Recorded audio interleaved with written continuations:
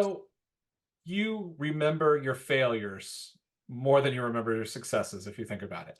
And so as long as you're identifying and acknowledging your failure, don't be ashamed of it because we all have them.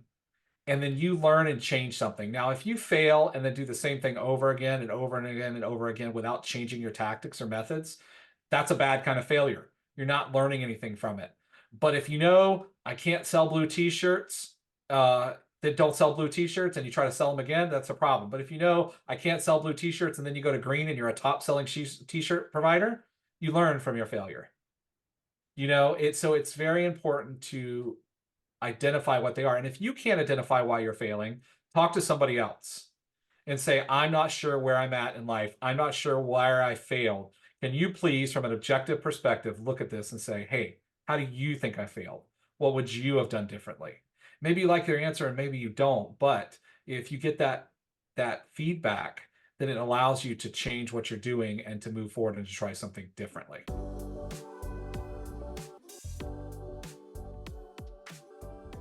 Tommy, welcome to the Book Thinkers Life-Changing Books podcast. How are you feeling today? Nick, I'm feeling great. It's always fun to talk about something that was so personal to me, and I really appreciate you being on here. You've showcased a lot of great books, and I feel privileged to be part of your show today. Well, building success is up next. So here's where I want to kick off. When you were younger, in your childhood, you didn't really realize you were poor until your backpack was compared to those of your classmates. So my question is this: how did that moment shape your understanding of poverty and success as you grew a little bit older? Well, realizing at first what's going on, you start to feel insecure. It's like your first real insecurity in life. You're a kid and you're in elementary school, you kind of forget about it. It's when you get into middle school, and that's where this kind of started to feel different, realizing how different I was. And so it shaped me in life because I can relate to people in all socioeconomical statuses now. I don't ever make anybody feel embarrassed about who they are, where they come from, where they are in life. It's not offensive to me to know that you were poor. It was part of my life. It could be part of anybody's life. So it's really shaped me in an empathetic way to understand what other people are going through. And it can happen to anybody. And even the most wealthy individuals could go back to that time in life where there was something wrong, or in the future something happens and destroys your life. So you never know. Yeah, insecurity, which you just highlighted, is one of those interesting things that everybody has to deal with. Everybody has to deal with it on some level. And so I'm curious, do you have any strategies for overcoming insecurity? Like if somebody comes to you and they're really insecure about something, you're like, here's the solution, here's what I used, or is it just one of those battles that people are going to have to face forever? Well, let's talk about it from a male perspective just a little bit, because women communicate better. I mean, they're a little more effective with communicating their feelings than men are. But men, we have the exact same insecurities and issues. And so I think it's important to understand that.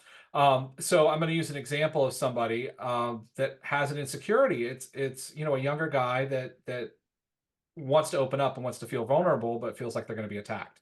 So when somebody comes to me with their insecurities, I say, okay, let's acknowledge it. It's here. You don't like it. Let's talk about that. Usually, if you verbalize it in a safe space with somebody else, it becomes less powerful. I've lost about 100 pounds over the last year, but before that, if I was insecure about my weight, I would make fun of myself. I would take the power away from somebody else, and the insecurity went away. Because the insecurity is the fear of what other people are thinking about you. So if you put it out there first and take control of what's happening, you've taken control of the narrative. You can't be insecure about something anymore. Wow. So it works differently for everybody. Everybody has their own stage, but if you acknowledge it, you start to take its power away. When you hide it away, that's when it festers.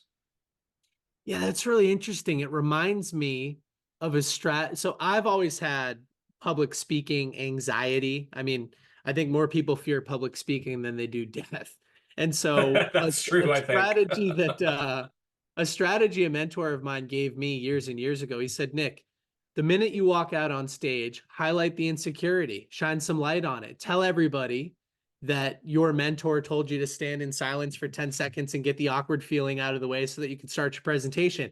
And I did that, and it was terrifying, but I highlighted the insecurity and I said, listen, everybody, I'm working on this. This is a strategy to get all the jitters out. And everybody kind of gave a little round of applause. And they're like, how Yep. cool is that? And if I tried to hide it, if I tried to keep it in the dark, right, and not shine some light on it, I think the insecurity would have taken over the rest of my speech. So that's really cool that you say shine some light on it and it will go away, expose it. It does. It helps tremendously. And then other people respect you because most people, like you said, are afraid of public speaking. I get up in a stage and it's just like, okay, if I'm talking to two people or 500, it doesn't matter to me. It's just having a conversation with somebody. To get over my insecurity, I literally thought about that. All I'm doing is talking to a couple people. Now, maybe that's 1,000 couple people, but it's just a couple people to me. And all of a sudden, I'm having a conversation like I'm having a conversation with you. So you control it, but you have to acknowledge it. Don't be afraid of it. That controls you when you become afraid of it. All right. We've already got one home run point from this interview so far. So I love it. I'm curious, did you experience any anxiety or maybe imposter syndrome while writing this book, or was it an easy process for you? I would say both. So I am not your typical author. I'm not your typical anything really, but I can command an audience on stage, or a small group or a networking event, and I can ad lib and I can improv and have great conversations. Putting it down in writing, though, was a challenge. It really was. I had to realize it's just a series of stories, and then let's tie lessons to those stories and then make them all make sense over 20 chapters. So I am so grateful for my editor, Shirley Jump, because she helped me put this together. Because if I would have just written it down, nobody would have understood it. So yeah, it was a little bit of an imposter syndrome. Is why would anybody want to read this? And then as people have started to read it, people have previewed it, and these are people that I've paid to preview it. These aren't just friends trying to be nice to me, right? I need a real opinion. So they're like, wow, this is kind of interesting. We had no idea that was something you went through in life. And then I'm like, okay, that's awesome. I'm very open about my life when I'm talking personally, but there's a lot of stuff in the book that I haven't talked about openly. And so it made me feel a lot better when people recognize that and think, oh yeah, I mean, that's kind of cool. Then they see themselves in the book, which is what is just very humbling. They went through a period where maybe they lost everything, lost a loved one, had a triumph, had a failure, fell forward, or failed forward, I should say. So it's really cool to hear everybody else's feedback and when they're trying to relate their life story to mine, which is awesome. I love hearing that. When you decided to write this book and document all of these experiences, in your mind, who is the perfect avatar in terms of a reader? Who did you write the book for? Anybody that is really nervous about where they are in life, especially probably something in the 30-year-old to going into 40-year-old range, where they're like, okay, what am I doing with my life? Or what have I done with my life? Or how do I get to the next stage in my life? And so I kind of just put it out there of all the scary stuff I've done, and I have failed. Building success takes failure. It has to happen. When you acknowledge it, it's there you go, insecurity. When you acknowledge it, you can move forward and it's no longer conquering you. So I really wanted to resonate with those people, men and women, but especially men, because we're taught, boys don't cry, keep yourself quiet, we don't have emotions. It all happens. That doesn't mean you need to be feminine. It is not a femininity or masculinity thing, but we do have feelings, anxieties, insecurities. And if you talk about them, especially with other guys, you realize we all have them. You're not the only man in the universe that has this feeling. And so I really like that it's resonated with people in that audience and that demographic because they can see, oh, this guy looks like he's done some cool stuff. He's not some feminine guy, but he has these insecurities. Oh, well, I guess, it's okay that I have them. And that was the point. Yeah, one of the years and years ago, when I started thinking about this podcast as a whole, I started to realize that I loved to take each author's superhero cape off. Because a lot of times people come on the show, they have this amazing portfolio of businesses and all of this accredited success, and they just want to highlight that. And it's like, well, you're not super relatable if that's all you're going to do. So let's take the superhero cape off for a minute and talk about some of those failures and talk about those insecurities and highlight those things because then your readers and the people in the audience listening and watching to this show, they can relate to you and form a better relationship and then ultimately learn from you as well. So one of the issues that I had growing up with my public education was that I was always taught that failure was a bad thing. And you just highlighted something that you talked a little bit about in your book, which is that failure is a positive thing. You can learn from these failures and fail forward a little bit. So, talk a little bit more about why failure is actually a positive thing. I'm sitting here today with Ken Rusk, who has done hundreds of millions of dollars in business. He's also sold tens of thousands of books and changed countless lives. We're sitting here today because he is sponsoring today's episode. So Ken, tell everybody about your course. Well, thank you. I built a course called The Path to a Successful Life. It's designed around trying to get somebody unstuck. You know, sometimes you're feeling like you're kind of stuck in where you are and you're not really sure what you want your life to look like or how to go about getting it. Well, for the cost of about dinner and a movie and maybe the time you spend on a weekend, you can exactly what you want your future to look like and how to go about getting it. You know the power of vision. That's why you watch podcasts like this. So click the link below, get signed up, and let me know what your experience is like. So you remember your failures more than you remember your successes, if you think about it. And so as long as you're identifying and acknowledging your failure, don't be ashamed of it because we all have them. And then you learn and change something. Now, if you fail and then do the same thing over again and over and again and over again without changing your tactics or methods, that's a bad kind of failure. You're not learning anything from it. But if you know, I can't sell blue t-shirts, that don't sell blue t-shirts and you try to sell them again, that's a problem. But if you know, I can't sell blue t-shirts and then you go to green and you're a top selling t-shirt provider, you learn from your failure. So it's very important to identify what they are. And if you can't identify why you're failing, talk to somebody else and say, I'm not sure where I'm at in life. I'm not sure where I failed. Can you please, from an objective perspective, look at this and say, hey, how do you think I failed? What would you have done differently? Maybe you like their answer and maybe you don't, but if you get that feedback, then it allows you to change what you're doing and to move forward and to try something differently. So much value in that. So much value in that. And I couldn't agree more. Part of building success is embracing failure. How ironic. Let's talk about Yeah, something else. what's the old saying? Yeah, I got to break a few eggs to make an omelet. It's true. Yeah, that is very true. Well, let's talk about something else that's a little ironic. As you were growing up, from what I remember, you had a little bit of disdain for the construction industry because that's where your father was working. Yet somehow you ended up building a business in the construction industry. So let's talk a little bit about how that happened for the audience. Listen, if you're talking about the mother of all ironies, it was right there. It was right Yes. there.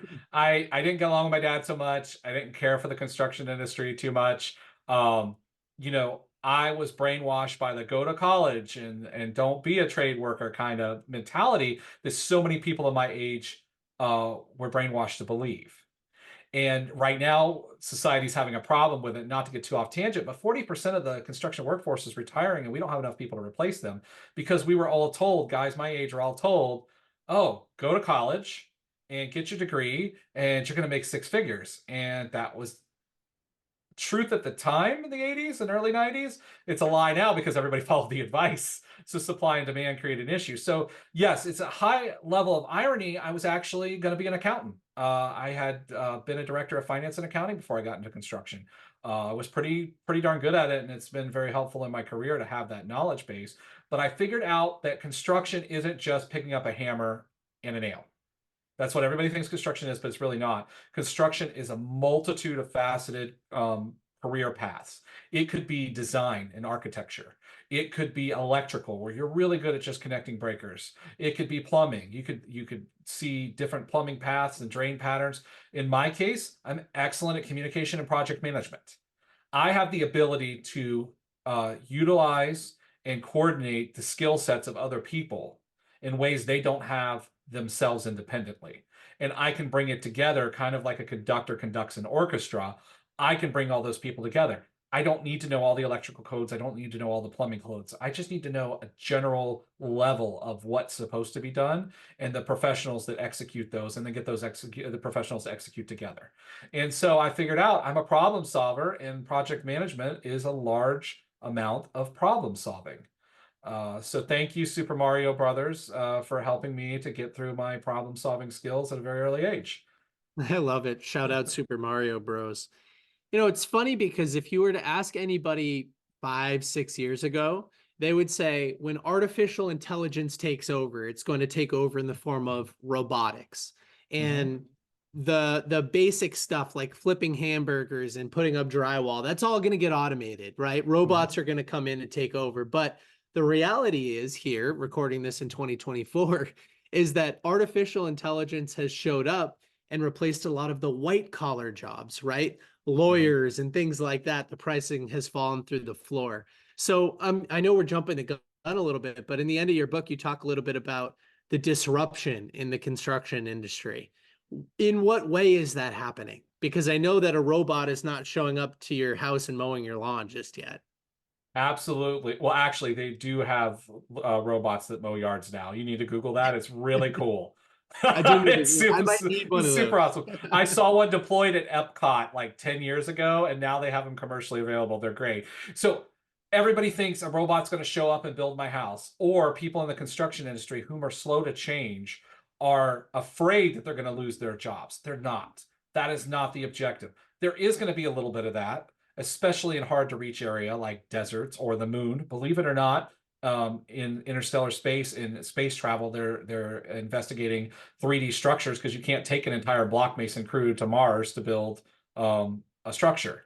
So there are going to be some instances where that is practical.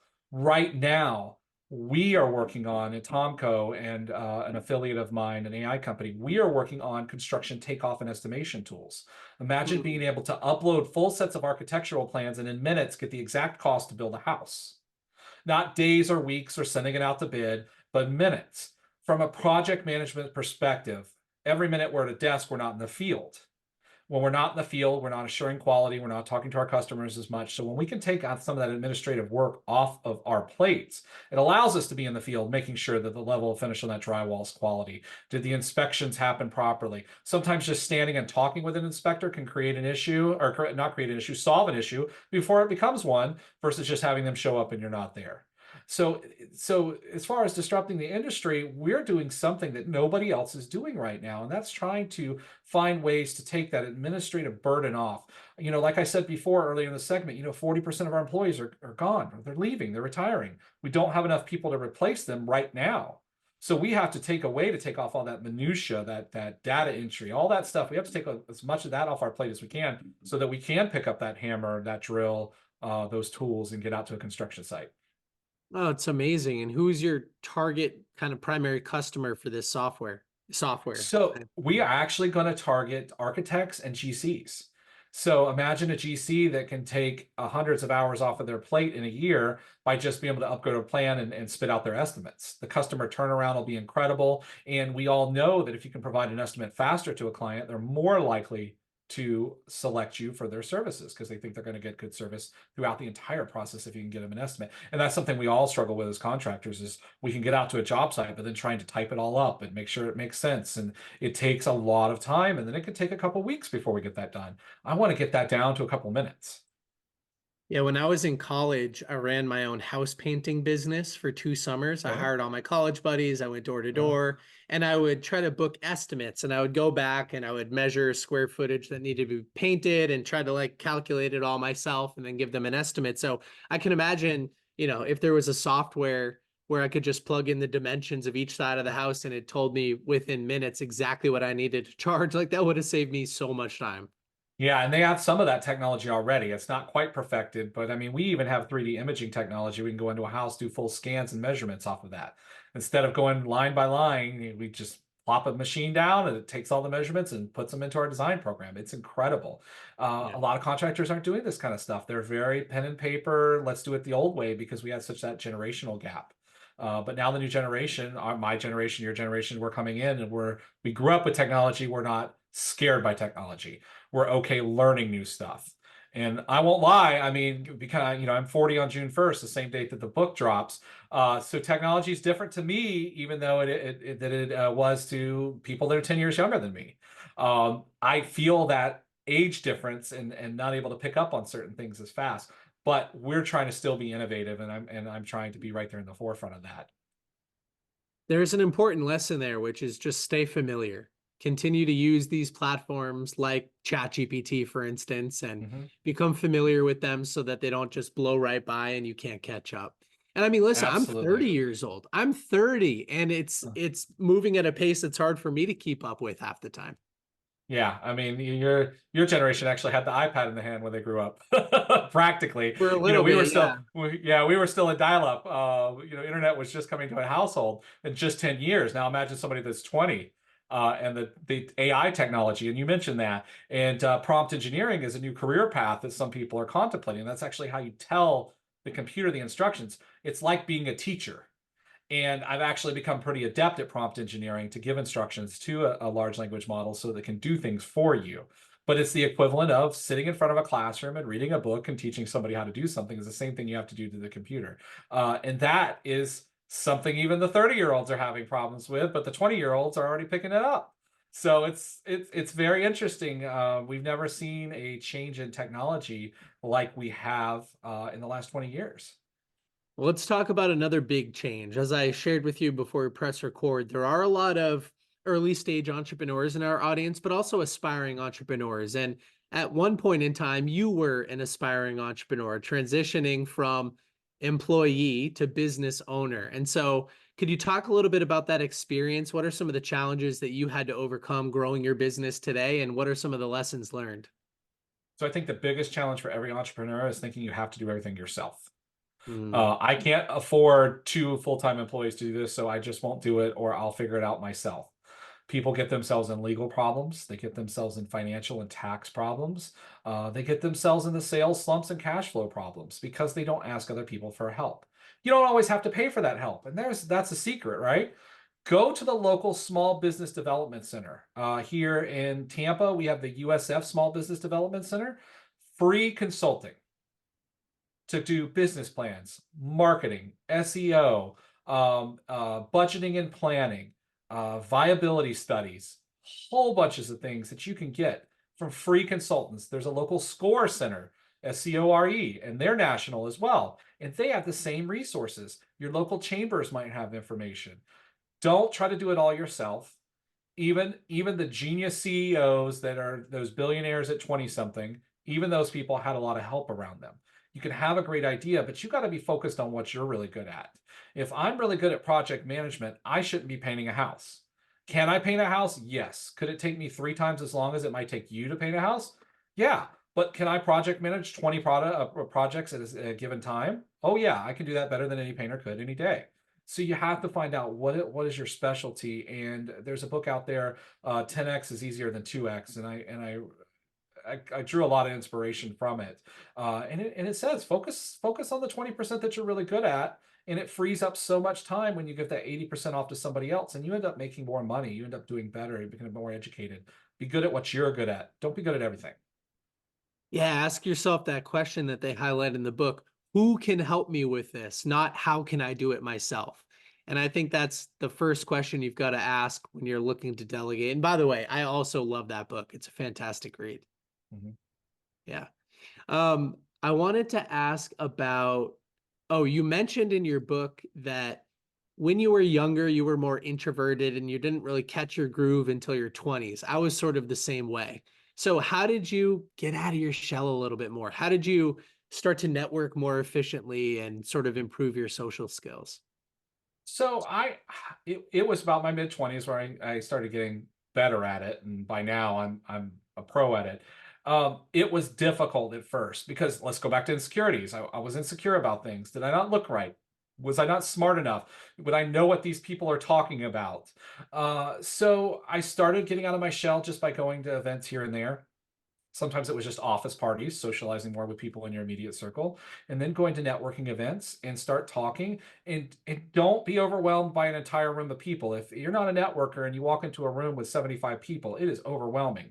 Pick one person, especially a person standing by themselves, because they're probably in the exact same spot you are, feeling awkward, feeling nervous, not knowing how to introduce themselves. And I do that still consistently to this day. If I see somebody standing in the corner scrolling on their phone in a networking event, that's usually the first person I go to talk to. They usually have something interesting to say. They're just not confident in saying it. And so I would say have a little faith in yourself. You're not going to goof this up. There are at least half the room is just as nervous as you are. and that's okay. But what are you going to get if you sit home? You're not going to get the new client. You're not going to get the new subcontractor. You're not going to get the new educational opportunity, the volunteer nonprofit opportunity. You're not going to get the new vendor. You're not going to get anything if you're just sitting at home. So just being there is a win. And if you screw it up, just try again and try again and try again. It's okay. You're really not going to mess up. Walk up to somebody and ask them about themselves. If you're nervous about talking about yourself, that's okay. A lot of us can be. Hey, I'm Tommy. Nick, nice to meet you. What do you do, Nick? Oh, I run Book Thinkers. Well, what is Book Thinkers and what does that do? Can you tell me a little bit about that and what your good client is? Let them talk about themselves. You'll find people open up to you very, very quickly. Then that gives you a minute to calm down and you're comfortable to open up about yourself. That's amazing advice. I have been saved in the corner of networking events while scrolling on my phone by people like you who recognize that I'm just there to share. And if you Yeah. come up and strike up a great conversation with me, I'm happy to tell you a little bit more about what I do and see if I can help you as well. And I think one of the best tips too is know exactly what you need help with when you're at events like that. Yeah. Sometimes you'll say, what do you do? What can I help with? You know, "Oh, I'm just here to meet people." And it's like, well, if you just told me your problem, I might be able to help you solve it. So that's something that I've Exactly. learned over time there as well. Now, have you And joined another any groups like Toastmasters or anything like that? No, I haven't been a member of Toastmasters. So I am a member of a executive business club here in the city of Tampa called the Tampa Club. It's on the 42nd floor of the Bank of America building. It's a very high-end facility, but it's not a dinosaur club, is like I used to say. You know, I don't want to join the old white guy club. That's not where my business is going to lie. No, at the average age, I think, is in the early 40s. 80% of the people are in the workforce. It was the demographic and the people I wanted to be with. And I just went socially. I didn't go for work. I went socially. Then I went to the networking events, and then other members, you're part of a club. They start to like you. They start to get to know you. Then you start building relationships. And after 1 year, I was appointed to the board of directors. And that is only because I put so much effort into just showing up, showing my face, and to keep repeating.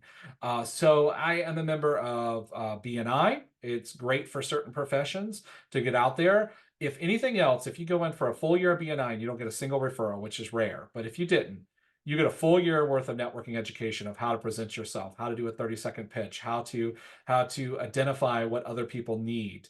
And that education in itself is very valuable. There are a myriad of other networking organizations you can join. There's local chambers. I'm a member of the LGBT chamber here. There's the Tampa Bay Builders Associations. There's National Association of Remodeling Industry. There's all different types of chambers, events, and things you could do. Now, only go to something if you're going to be able to go to 2, 3, 4 of the events in a row, because it's repetition. It's just like practicing a sport. You don't run out into a soccer field and expect to score a goal on your very first kick of a soccer ball. You're probably not even going to hit the damn ball. You're probably going to kick and fall on your butt. That's okay. But when you go over and over and over again, you start to get used to it. You're more comfortable, and then you're hitting those goals. It's the same thing with networking. People start to realize, oh, I saw Tommy. He's the contractor. He talked about a flood he was working on. He had a stressful day last week because some house burnt down and he had to go and help a client. And he was really sad. Oh, let's check in with him. Oh, I saw Tommy the last 3 events. Oh, that's right. I saw Tommy again this 4th event. Oh, crap. My neighbor just had a fire. Let me go over and give him Tommy's number. That's how that works. So it's just keep trying. It's okay. You're not going to succeed. You're not going to hit it out of the park the first time, and that's fine. Do you keep any type of personal CRM, like customer relations management tool, where you're taking notes on the people that you meet and putting in the business card info? Or is it more just show your face, develop those relationships, and the people that you need to know, they'll stick out? I do a little bit of both. I have some people helping me with the CRM system now because I meet so many people. But CRM systems are important. But here's another quick tip. Popl, P-O-P-L. It's a digital card. You can do it for free, or you can pay about $100 for the year and get the advanced version. It provides a QR code for you that you can put on your watch, your smartwatch, or you can buy a Popl card where you can tap it. You can also scan business cards right into your CRM system, and you can make notes. And when you scan or connect with somebody on Popl, and say you do it, like say I'm in the Tampa Club, it records where you met them. So Oh, sometimes I might meet 3 Nicks in a week, and I remember each Nick, but I don't remember which Nick is which. until I remember, oh, I met Nick at the Tampa Club. Yeah, I know. He's the guy that's the author. He's the editor. He's the show, the podcast host, not the Nick that's the concrete guy. So it's very simple. It's very inexpensive, and then just keep little notes. And if you come away from a conversation hearing something important to somebody, I had a person that I met, really really cool guy. He collects Nintendos, all the original Nintendos, and I played all the original Nintendos, and he was missing one system. I happened to be in a store. It was like a retro video game store, and they had that system, and I had to buy it for him. It was just, he's such a cool guy, and I really wanted to do something, and so I dropped it off of his office, and I got a call. He's like, "Oh my God, Tommy, you got me the Super Nintendo system. Thank you so much. I can't believe it. Where'd you find it?" So it was just giving a little bit of thought, but it could be things like birthdays, colors, cakes, food that they like. You might both like NASCAR or like to go fishing. Little notes like that. It's really great to recap your conversation with somebody with a quick text or email. "Hey, Nick, it was a pleasure meeting you last night. It's really cool that you like 10X. Here's another book that I read that's like 10X you might like as well. Have you read it?" You just make that personal bonding connection, and you create that rapport. It's once that rapport is created, then it's a genuine relationship. It's not just a shake your hand, "Hi, I'm a contractor. Call me if you need anything" kind of relationship. Yeah, I love how you went from introverted, finding your groove in your 20s to like totally mastering networking and sales and joining networking groups and everything like that.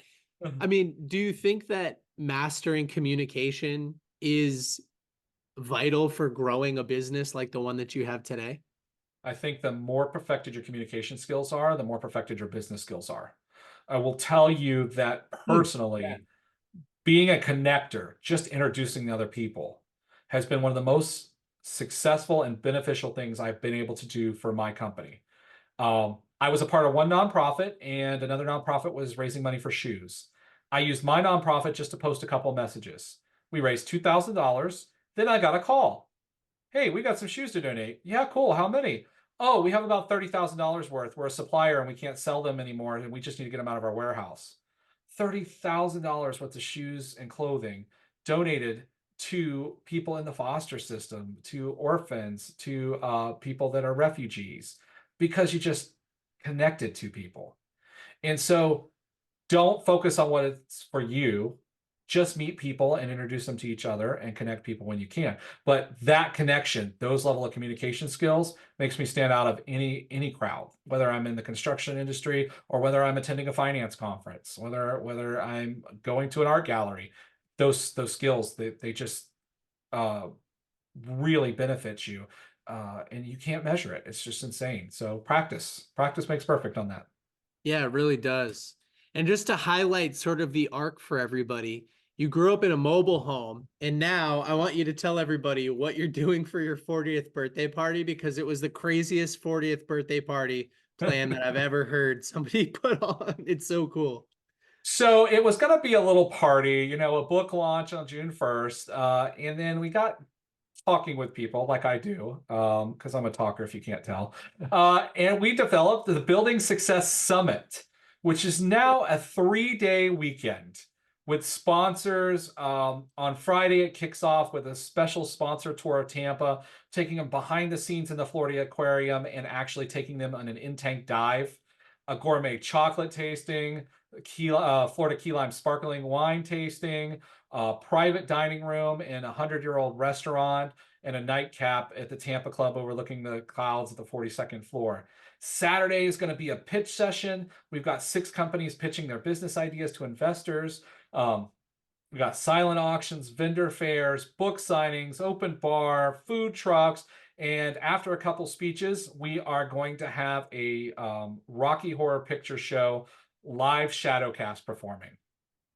And then Sunday is a cabaret brunch, dockside, and we are going to tour multi-million-dollar yachts, one of which had the stateroom designed by Versace himself. And we're going to have a dockside brunch party. And for those same sponsors and some of those investors, we'll do a sunset sail on a private yacht chartered for that evening. We're going to add in some other seminars, workshops, and a couple other things that are coming up. We're still fine tuning the details, including maybe even a component for an athletic workshop to help athletes kind of perfect their trade and become better business people. A lot of really cool stuff going on, but I wanted to help other people build their success as I'm building my success. And I thought, okay, I'll just invite 350 to 450 of my closest friends to come and hang out at this building success seminar or summit. And that's kind of just how I decided to throw my birthday party. All right, Book Thinkers family, you heard it here first. When I turn 40, I'm going to throw something like that and you'll all be invited. That's amazing. I'll be there. I'll be there. Well, yeah, you'll be turning 50. Time I flies. will when you're be. Yeah. As we wrap up, they're in the audience. They've listened to you. They're like, I really love Tommy's energy. I love some of these concepts from the book that we've talked about so far, but they're just on the fence. They're like, I don't know if it's the right fit for me yet. What else should somebody know about your book so that they can make the right purchasing decision? So if they want to hear a couple of quirky stories and how they relate back to life, it's definitely fun to read. Some of the chapter titles, look at the chapter titles. We'll be posting those out there soon, but one of them's How I Taught My Mom Algebra. Yes. So Role reversal. Yeah. it's a very role reversal. It's a very different book. I'm not your typical guy. I'm not your typical networker. If you're on the fence, is $20 going to kill you? What could you learn from it? Could you get a good chuckle? It takes $20 to go to a movie right now. So $20 for a book's not so bad. And I'm an excellent connector, and I'd love to connect with people that are reading with me, especially on LinkedIn is one of my highest level connection platforms. And I would love to connect with people. I love to chat with them. And we're expecting to have future building success summits. So if it's something that resonates with you in the book and you can't make the one in May 31st to June 2nd here in Tampa, Florida, then maybe there's future ones. Connect out with me and tell me what's going on with you. You never know what connections you can make. So if you want somebody that wants to engage with you, it's a cool book to read. If you're a very boring individual, then please don't buy this book. Like boring people are not allowed to Boring buy this people not allowed. book. Some reverse psychology. I'm It's a not little boring, bit, Tommy. you're not supposed to tell people that. It doesn't work when they know it. I'm not boring. Let me buy it right now. I'll show you. Show me 10 or 20 times. That's fine. You got to really prove me wrong. Yeah, just 10 or 20 times. Show all your friends too. Yeah. That's right. I've got two final questions for you before we wrap up today. Question number one, where should people go to buy a copy of the book and to learn more about you? You mentioned LinkedIn. Where else should people go? So TommyWhitehead.com has got all my social handles, some of the stuff I'm up to date, links to my business websites, and it's got 2 quick pre-order links for you. You can get it on Amazon and Kindle right now, or you can get the paperback copy pre-ordered at Barnes & Noble. After June 1st, they'll be available on Amazon as well, and we'll update those links. But TommyWhitehead.com is always going to have your updated information. Okay, we'll have that in the show notes. And then the last question I'm stealing from my co-host who's not here today, so I'm going to do my best to ask it anyway. He normally likes to ask something like this. So Tommy, imagine you get deleted, right? You disappear. The book disappears. All of your talks disappear. This 40th birthday party disappears. But you do get to leave the world with just one single message. Imagine it's up on a billboard. What would you like to leave the world with? Believe in yourself. You got to believe in yourself. You'll As simple as fail. that. You won't be successful all the time, but if you keep on chugging, keep on believing in yourself, you'll get there. Yeah, learn from your failures and believe in yourself. Absolutely. And you'll build success and you'll come out on top. Exactly. See, you're reading it right off the script. I love it. Thank you, Tommy, for coming on the show today. Nick, it was my pleasure. I love this conversation. It was a lot of fun. Maybe a little too much fun. Maybe taper it down for the next one, just so you don't scare anybody off. But yeah, this pretty good. I give you a 5. Tommy's next book, Reverse Psychology for Business, or something like that. Don't buy this. Don't buy this book. Call Shirley. It's already a bestseller. I can just see it.